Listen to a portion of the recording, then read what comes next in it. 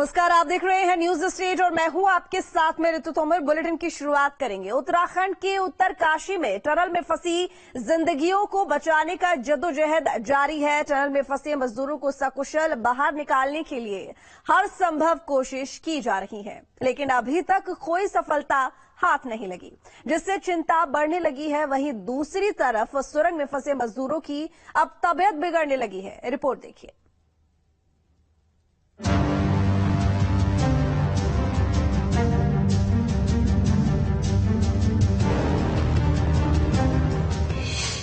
Tunnel में जिंदगी की जंग, 4 दिन संकट में 40 जान, प्लान बी में भी मुश्किल। उत्तरकाशी टनल में फंसे लोगों की जिंदगी और मौत के बीच जंग जारी है।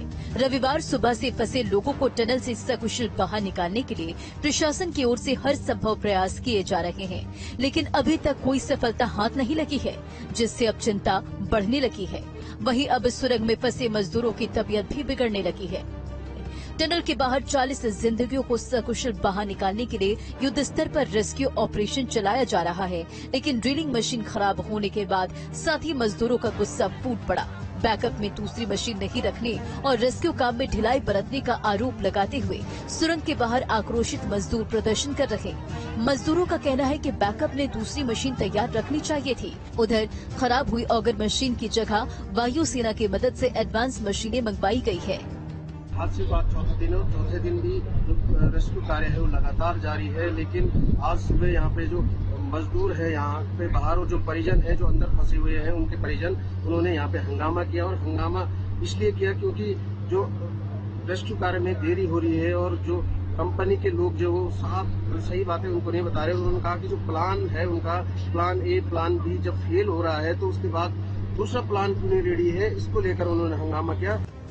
टनल में काम करने वाले मजदूरों का आरोप है कि हादसे से एक दिन पहले ही सेफ्टी ह्यूम पाइप को टनल के अंदर से हटा दिया गया, जबकि न हटाए होते तो शायद पाइपों के माध्यम से फंसे मजदूर वहां से आसानी से सुरक्षित बाहर आ जाते। लेकिन 4 दिन बाद भी 40 मजदूर टनल के अंदर जिंदगी की जंग लड़ रहे हैं। सिलक्यारा टनल में काम करने वाले मजदूरों के साथ साथ अब अर्थ बोरिंग ऑगर मशीन के हैंडलर भी सुरंग मैनेजमेंट की पोल खोल रहे हैं।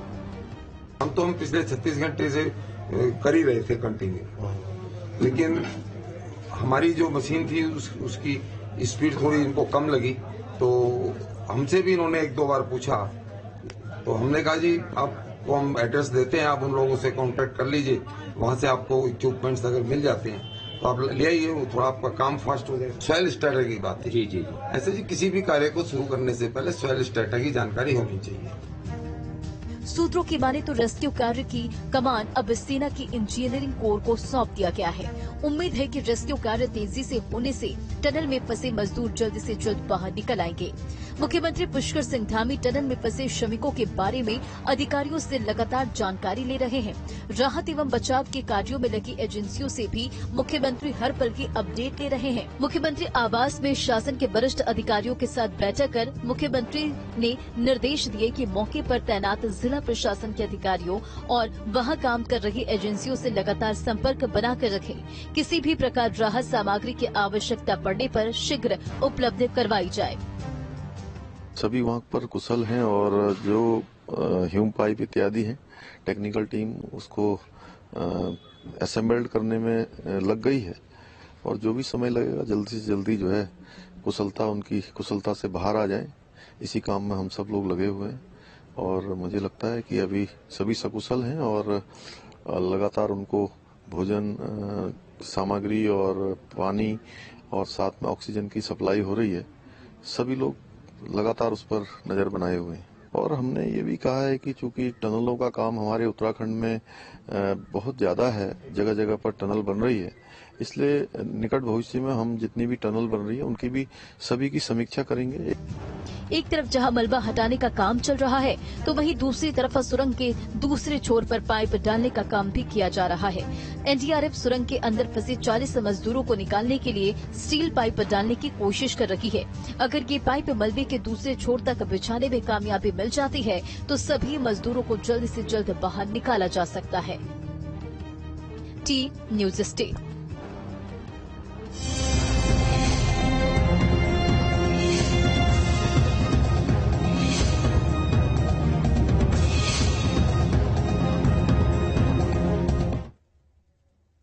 उत्तर प्रदेश के नोएडा और ग्रेटर नोएडा में लिफ्ट फंसने या अटकने की घटनाओं में कोई कमी नहीं आ रही है। गाजियाबाद में एक बार फिर लिफ्ट अटकी, करीब 2 घंटे तक वेंडर लिफ्ट में फंसा रहा। ये रिपोर्ट देखिए। 1 घंटे नहीं, 8 बजे से है ये बंदा।